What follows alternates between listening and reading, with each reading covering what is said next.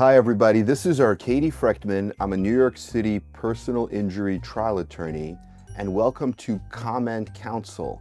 This is the show where we answer your comments on our YouTube channel. So let's get right into it. The first comment that I see is from Theresa Dobbins, and she says, "I love your videos. Hopefully I will speak with you soon." Yeah, absolutely. In order to speak with me, just text me. It's 347-566-9595, and we could jump on a call.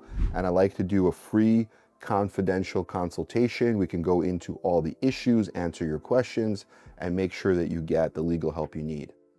The next comment is from CC, and she says, "Can you talk about minors and concussions? Love your content." And she's responding to the Raw Law Live, where a personal injury lawyer answers FAQs. And that's the one I think we did earlier in November. So yeah, absolutely. I mean, I'll do a video where I talk about minors and concussions and traumatic brain injuries for minors. And there's actually a few CLEs that I've done on the subject. And there's one particular doctor that specializes in TBIs for children.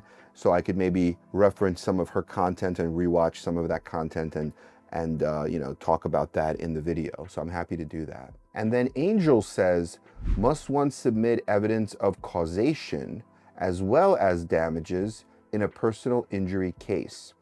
And he's responding to the video, "Understanding motions for summary judgment." Yeah, you do. In order to win a personal injury case as a plaintiff, you have the burden of proof. So you have to prove, number one, that the defendant was negligent, but number two, that the negligence caused your injuries, right? Because there could be situations where somebody was negligent, but whatever they did that didn't, that wasn't reasonable, or they didn't follow standards of reasonable care, and they were negligent.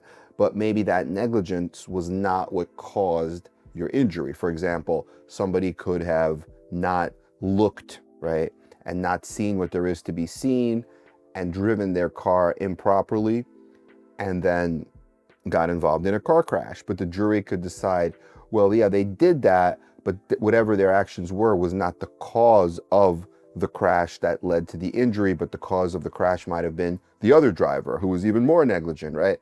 So in that situation, you would not be able to recover. So you need both causation as well as, negligence. And it's really important to understand that when you have to argue causation in front of the jury, you don't have to show that the defendant's negligence was the only cause of the injury or of the crash. What you have to show is that the negligence was a substantial factor in bringing about the crash, right? Or the fall, or whatever the incident was. Just a substantial factor. So it has to play a major role in bringing about the incident. Now, some courts in New York talk about the incident or the accident. Others talk about the injury.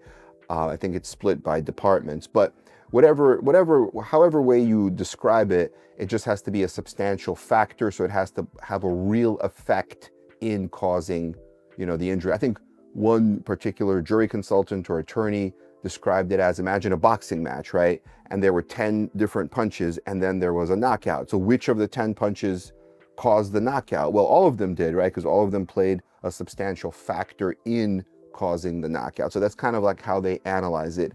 It doesn't have to be, the only factor, but it can't be so trivial and remote, kind of like a remote island somewhere that has nothing to do with causing the injury. So it has to play a substantial factor. So I think that's an easier standard than having to show that the conduct was the only cause, right? So it kind of is a favorable standard for the plaintiff. And then Thaddeus asks, "The attorney will normally get 50% of the award?" And he's talking about a burn injury lawsuit deep dive. No, not 50. Usually the attorney will take about a third, 33%, not 50. I don't know where you got the 50 from. And then the design guy says, "Other videos tell you not to tell stories and only answer yes and no. This is completely opposite." And he's talking about my video, Deposition Strategies for Maximum Compensation. Right, so I think the point is that, it depends on what the question is, right?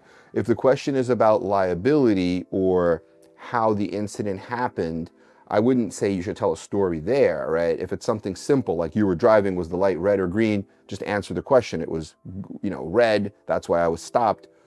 You don't want to start telling stories. But when they get into your damages, right, and they ask you about how this has affected your life, if you have a life-changing forever injury, you want to be able to explain either yourself as the plaintiff through a story, through some kind of moment in time, how it's affected you. Because if you just say, I can't sit, I can't stand, I can't walk, I can't run, well, everybody could say that, right? There's not really any emotional impact. There's not any powerful anything, right? It's just like anybody could say that, like a robot. But if you say, well, look, I can't sit, and I was going to see my family across the country for Thanksgiving dinner, and they were all having the dinner, but because of my brain injury, I couldn't even sit at the table. I had to lay in the other room, put a blindfold on my eyes because I had such a headache, and just lay in the other room.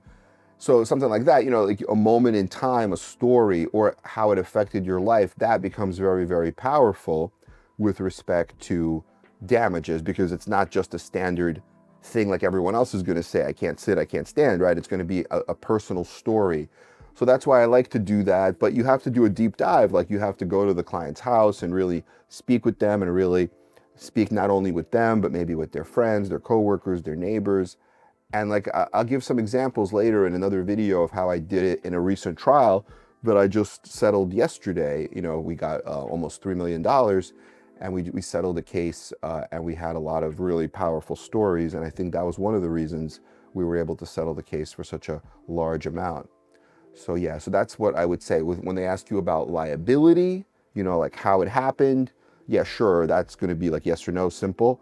But when they talk about damages, you want to be able to explain and really tell stories or give moments in time. The idea of like going there, whatever it was, right? Like, say there was a moment when you had your worst time after an accident.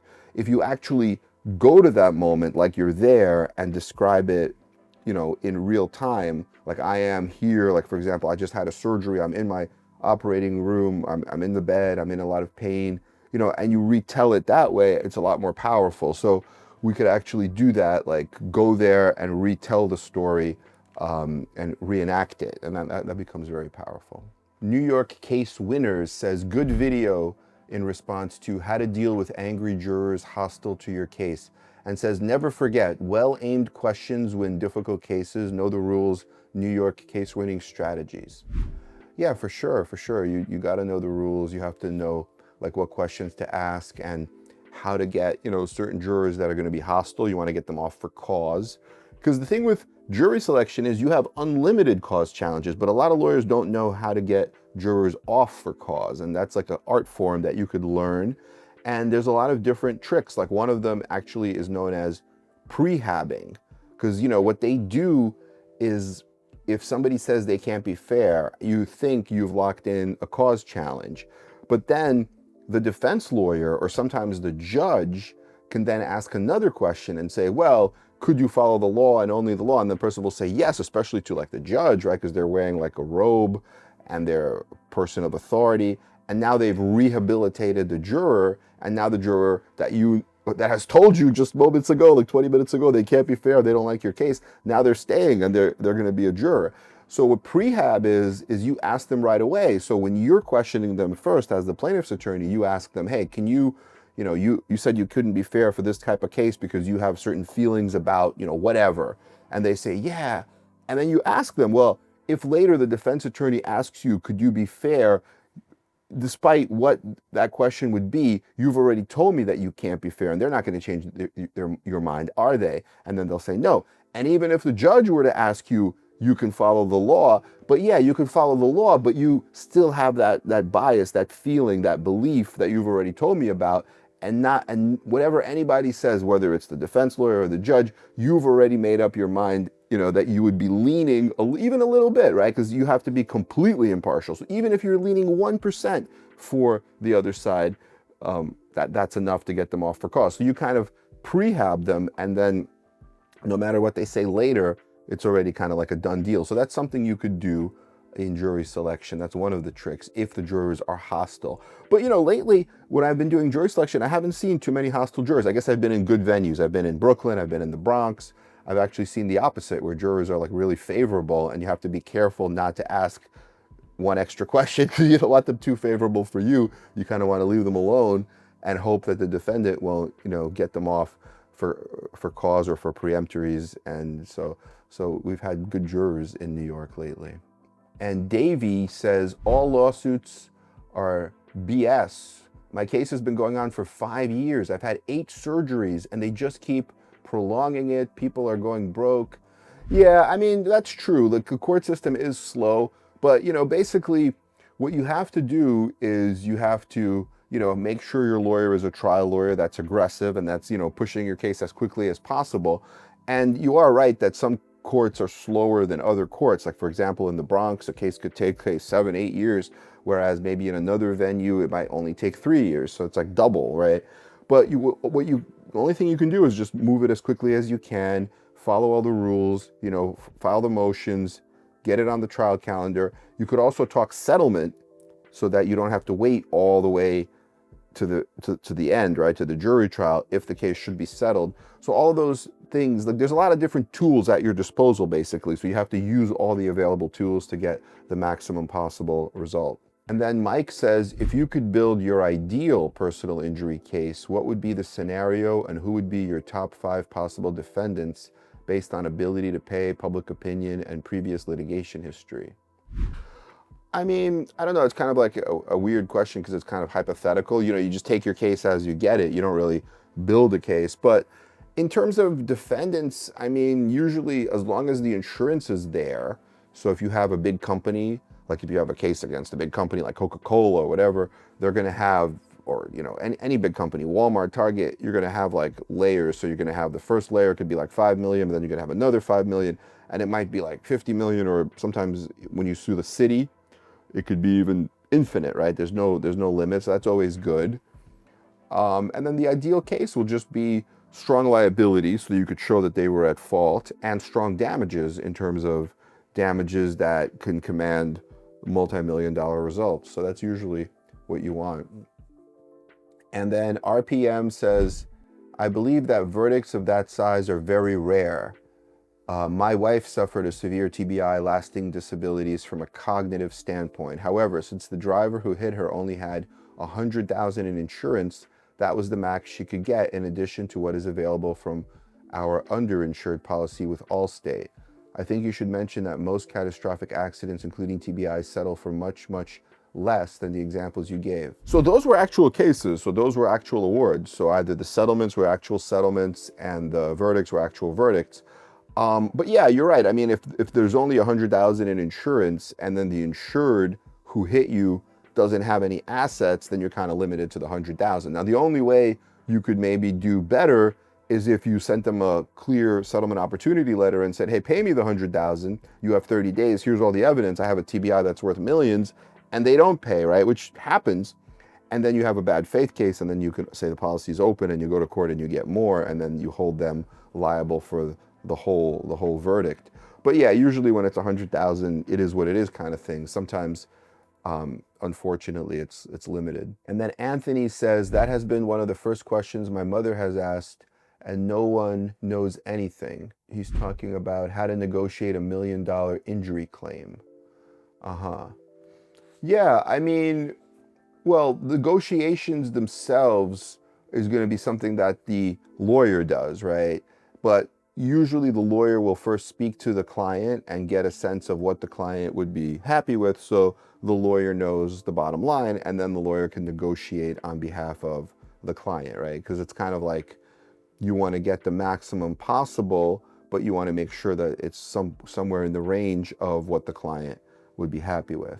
Eric says, the lift operator screwed up. It's a sad story. Speaking as a 20-year para, I think it's even more sad that we have lawyers driving the cost of lift tickets and litigation costs. Oh, he's talking about that verdict that changed everything with the ski resort where the lift broke and the 16-year-old fell and became paralyzed. I guess he's like one of these like tort reformers, right? So he's against lawyers. He's saying he worked in the ski industry. We're all aware of the risk, but I'm also aware that accidents happen. So a certain amount of blame should also be put on the plaintiff and family. Vail should also have better training for operators. Yeah, well, that's the point, right? I think in that case, the idea was that the lift operator saw that she wasn't secure in the chair, but didn't stop the lift. So if she's not secure and she's like dangling, you're supposed to stop the lift. It just takes a second, secure her, and then let her go up, right? You're not supposed to let somebody who's dangling by a thread go up, because guess what? They could fall. That's the idea of having lift operators look, right, inspect, and if it's something unsafe, stop it. It just takes a second. And we all know, like I ski, when you're up on the lift, all of a sudden it stops, right? And it stops because maybe a kid needs help getting off or somebody fell. And then it's just like a second or two and then it continues. That's all they needed, right? And they chose not to do that for a second or two for whatever reason. Maybe the guy was not looking or, you know, whatever reason, but that's what negligence is, right? It's the failure to use reasonable care. So I don't think really it's about lawyers driving up the cost of lift tickets. I think that's more of like a false tort reform argument that the insurance industry wants you to believe. What about these insurance companies that make $90 billion a year? You know, they're the real vultures. It's really just, you know, about safety. So, you know, it's pretty straightforward. Bubakar says, I did a deposition 2 months, but nothing changed. I called the lawyers to say, and it's still moving. I don't know what he means about that. Oh, he probably just means that the case is still moving, because a deposition is just a step in the process, right? A deposition is not the end. It's just like one of the things you have to do. So the deposition is when you start a lawsuit, the other lawyer is going to question you and ask you, hey, what is this all about? What happened to you? What are your injuries? And then that's just a step in the process. You get that done. Now your lawyer has to do a deposition of the defendants. And then after that, there's documents you exchange. You put it on the trial calendar. There's IMEs. There's pretrial conferences, mediation, settlement conferences. So it's just, the deposition is just one step in the process. Just because you did a deposition doesn't mean the case is over. It could settle during or shortly after a deposition, but it doesn't have to. So that's probably what he means. Somebody asks, have you ever had any interaction with Sedgwick claims and settlements? Yeah, I've seen Sedgwick. Sedgwick usually writes, you know, they're like a third-party administrator, but they usually work with insurance companies that have big policies, so into the millions. And they're fine. You could deal with them, and they've settled cases, or you could deal with the insurance company directly. But yeah, they're fine. They're pretty good. I don't see any issue with them. If it's $1 million case, if it's a serious case, you can get, you know, big money from them because they have usually big money. So that's the only thing I could really say about them. They're fine. You know, you just have to like present your case. The main thing is to build the case, build the liability, get experts, build the damages, get like, you know, maximize all the categories of damages. Like for example, you have pain and suffering, loss of enjoyment of life. You might have emotional distress. You might have, you know, lost wages. You might have future medical costs. When you maximize each category, you have the economist, the life care planner, you have the economist on the wages, you have the liability expert, you have all the damages, not just the client, but you have like friends, coworkers, you know, to build out the damages story. Now you have like a powerful case. Now it doesn't matter who they are, Sedgwick or whoever else, you're going to get, you know, the top dollar. So that's the way to do it. Okay, I hope this was helpful. Please like and subscribe to our channel. Let us know what questions you have. And all the very best. This is good that we're getting these comments and we're able to answer your comments. We're also going to do some more raw laws where we go live, and you could join us live and ask us some questions live. So all the best, everyone, and talk to you very soon. Bye-bye, and happy holidays.